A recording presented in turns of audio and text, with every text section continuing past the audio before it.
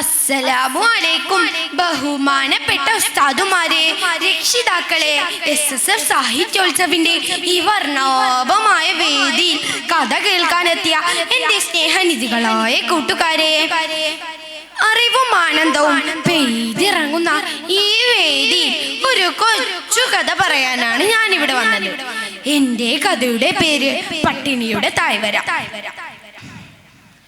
സത്യമതം മക്കയിൽ പ്രചരിച്ച കാലം ഇസ്ലാമിന്റെ വളർച്ച ഇരുട്ടിന്റെ സഹചാരികൾക്ക് ഒട്ടും സഹിക്കുന്നതായിരുന്നില്ല. അവർ പല രീതിയിലും മുത്തുനബി സല്ലല്ലാഹു അലൈഹി വസല്ലമയെയും അനുയായികളെയും ഉപദ്രവിച്ചു കൊണ്ടേയിരുന്നു. അങ്ങനെ ഇരിക്കെ ഒരു ദിവസം കഅബയുടെ ഭിത്തിയിൽ ഒരു കരാർ പ്രത്യക്ഷപ്പെട്ടു.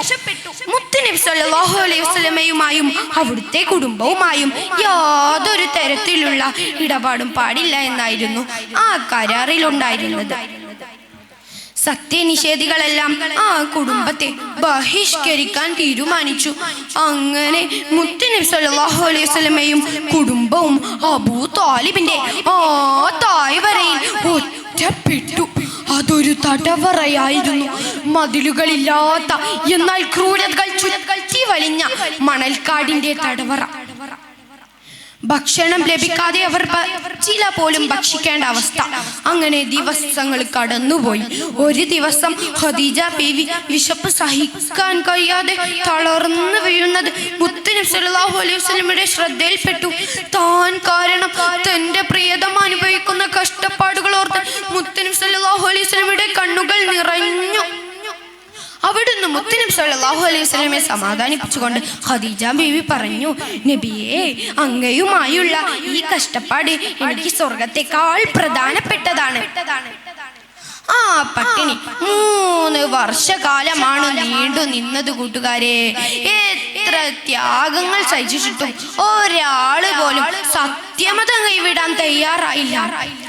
അത്ഭുതം എന്ന് പറയട്ടെ, കഅബയുടെ ഭിത്തിയിലുണ്ടായിരുന്ന കരാറിലെ വരികളെല്ലാം ചിതൽ തിന്നിരിക്കുന്നു. അതിൽ അല്ലാഹുവിന്റെ നാമം മാത്രം അവശേഷിച്ചിരിക്കുന്നു. ആ കരാർ അങ്ങ് തകർന്നതോടെ 3 വർഷത്തെ യാതനകൾക്ക് അന്ത്യമായി. അപ്പോഴേക്കും അബൂ ത്വാലിബിന്റെയും ഖദീജ ബീവിയുടെയും അവസ്ഥ വളരെ മോശമായിരുന്നു. ഇന്നാലില്ല, ചുരുങ്ങിയ മാസങ്ങൾക്കകം അവർ ഈ ലോകത്തോട് വിട പറയുകയും ചെയ്തു. ആ വർഷം മുത്തുനബി സല്ലല്ലാഹു അലൈഹി വസല്ലമയെ വിശേഷിപ്പിച്ചത് ദുഃഖവർഷം എന്നാണ്. കൂട്ടുകാരെ, മുത്തുനബി സല്ലല്ലാഹു അലൈഹി വസല്ലമയും കുടുംബവും ഇസ്ലാമിനു വേണ്ടി എത്ര ത്യാഗങ്ങൾ സഹിച്ചിട്ടുണ്ടെന്ന് ഈ കഥയിൽ നിന്ന് നമുക്ക് വായിച്ചെടുക്കാമല്ലോ. ആരംഭപ്പൂവിനെയും അവിടുത്തെ കുടുംബത്തെയും സ്നേഹിക്കാൻ അള്ളാഹു നമുക്ക് തൗഫീക്ക് നൽകട്ടെ എന്ന് ദുആ ചെയ്തുകൊണ്ട് ഈ കഥ ഇവിടെ നിർത്തുന്നു. അസ്സലാമു അലൈക്കും വറഹ്മത്തുള്ളാഹി വബറകാതുഹു.